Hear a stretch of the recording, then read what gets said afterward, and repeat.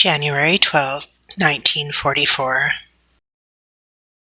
My darling Charlie, I just received your Christmas letter. I'll have to get used to the time delay when receiving your letters from Europe. But I can't tell you how delicious it was to hear from you. And yes, I did receive your Christmas gift. I cried like I haven't cried since my mother died, but in a good, cathartic way. It was such a thoughtful gift, and I will cherish my turtle doves always. I think they would look perfect above the door of our home. I know it's late, but I've included your gift in this package as well. I'm afraid it isn't quite as sentimental as yours. It is, however, far more practical.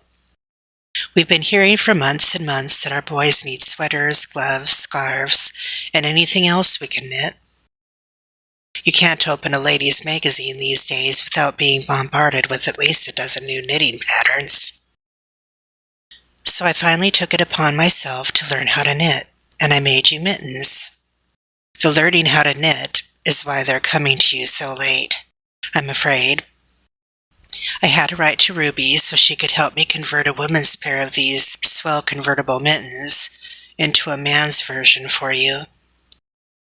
She is by far the superior knitter, and is also, thankfully, a very patient teacher. Sit me down in a physics lecture, Charlie, and I'm with you to the end of the line. Try and teach me knitting, and it turns out I'm not nearly as bright as I thought I was. I do hope the mittens prove useful to you, though. I know you said it isn't that cold there in Cornwall, but you won't always be in Cornwall, and I loathe the idea of your hands getting cold, and me not being there to hold them until they warm up.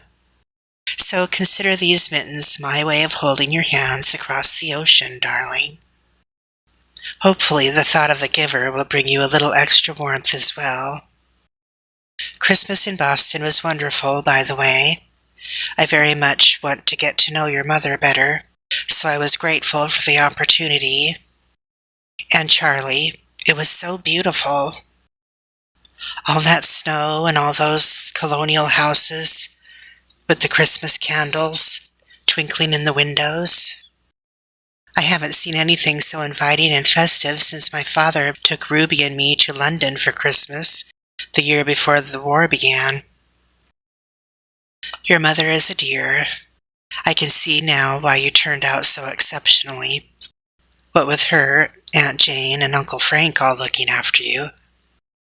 Uncle Frank is a favorite, by the way. I can see he is the one who nurtured your keen sense of humor. I thoroughly enjoyed my stay with them.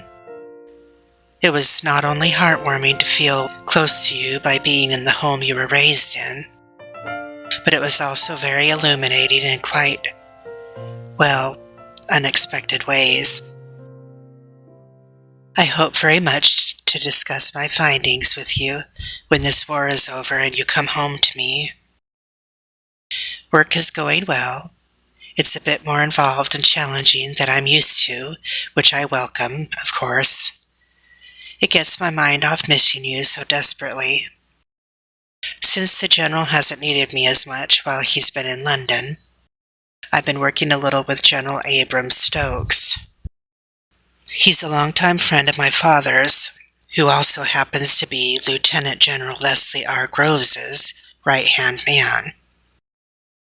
You might recognize General Groves's name from his recent management and completion of the Pentagon construction, which was in the papers this month. General Stokes and my father met and became close friends at West Point before the Great War. To Ruby and I, he's always just been Uncle Abe. Washington is as busy and bustling as ever.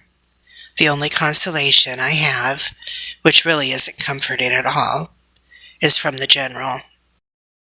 He tells me London is 10 times busier, what with everyone planning like mad for you-know-what, and the threat of bombs flying overhead at any given moment. I have received the most wonderful news about Ruby, though. The General had her transferred from Africa to London back in November, and now she's been reassigned to a hospital there. I can't tell you how relieved I am knowing she and the General are near each other again. They hadn't seen one another for over a year. Apparently, Ruby has fallen in love with a Scotsman named Captain Jack Cameron, who also happens to have a somewhat avant-garde reputation. He's been accused by his superiors of refusing to enter battle without his bagpipe, longbow, and sword in tow. Personally, I think he sounds perfectly eccentric, but I'm American, and we tend to like that sort of thing. I respect this as part of the reason why the General arranged for Ruby's reassignment. He wants to keep an eye on her. I think it will be harder for him to accept our little Ruby's growing up than it was for him to accept mine. She's so sweet and reserved. He will, though. Besides, Ruby's Scotsman sounds just like the kind of man my father was when he was young. But maybe that's what got him so nervous. Oh, Charlie, speaking of captains, I finally discovered something about Captain Fairbanks and your father. The General has been looking into it for me the past couple of months. And then, as luck would have it, I learned the rest of the story from your mother when I was there for Christmas. I've worried about how to tell you, though. It is truly a very sad story. But you know how I feel about knowing the whole truth up front. So I'm going to risk it and hope for the best. Are you sitting down, my love? If not, please do so now. While he was discreetly asking around, the General discovered that Captain Fairbanks and your father were in the same army company during the Great War.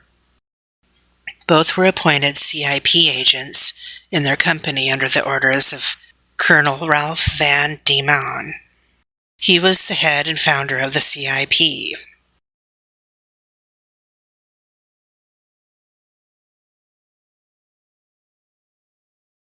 It turns out there was already a growing rivalry between your father and Fairbanks, and this appointment only cemented it.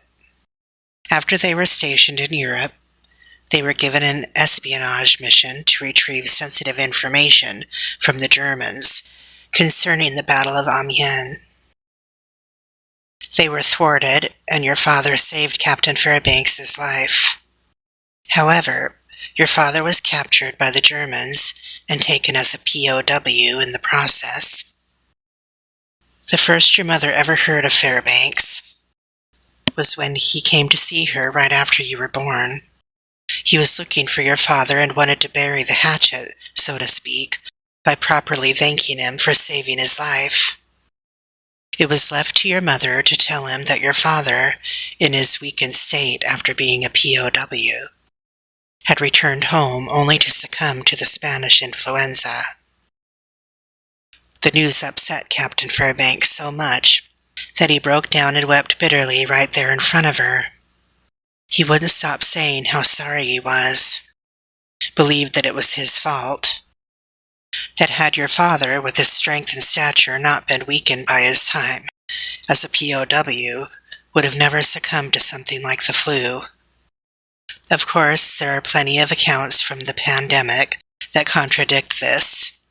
Even the strongest of men in perfect health were taken down in a matter of days during the first and second wave, sometimes overnight.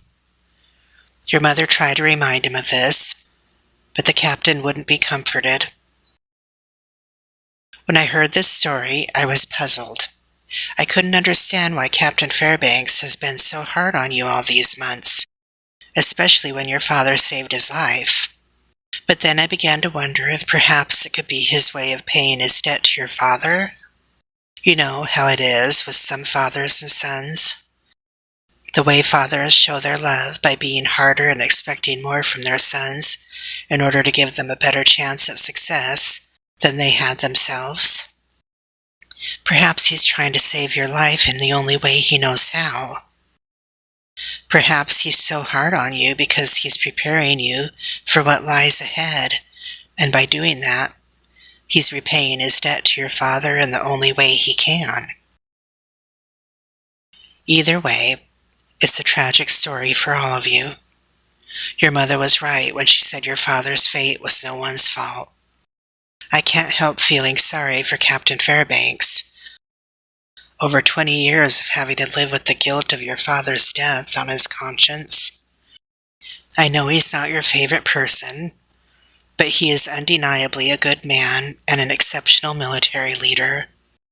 My father has had nothing but shimmering praise to say about our Army Rangers and Captain Fairbanks personally. I can't imagine how hard this account will be for you to hear, darling. It was the main reason I worried about telling you. But I hope my sharing this with you helps you see the poor man in a new light. Perhaps there's something you can do to give him the peace he seeks. You're the best man I know, my kindest and most patient friend, and if anyone can do it, it's you. There's enough heartache and war. No one should have to carry around old wounds as well. I just hope that by sharing this with you, I haven't created any new ones for you. If I have, hopefully telling you that I'm mad for you, that the very thought of you makes my heart skip a beat and my knees go weak, will ease any pain this news has caused you. Because I am mad for you, Charlie. So deeply in love it warms me through and through. And I'm as constant for you as the North Star. I keep your picture beside my bed at night so I can fall asleep gazing at my fine, handsome, courageous husband. All the while thanking my lucky stars I get to be your wife. Every night I pray for the day when you will be back here safe and sound in my arms. Please take extra care for me, sweet Charlie. Please keep writing, too, because I will. In the meantime, think of me and how we spent our last evening together, swayed to Dearly Beloved in the moonlight.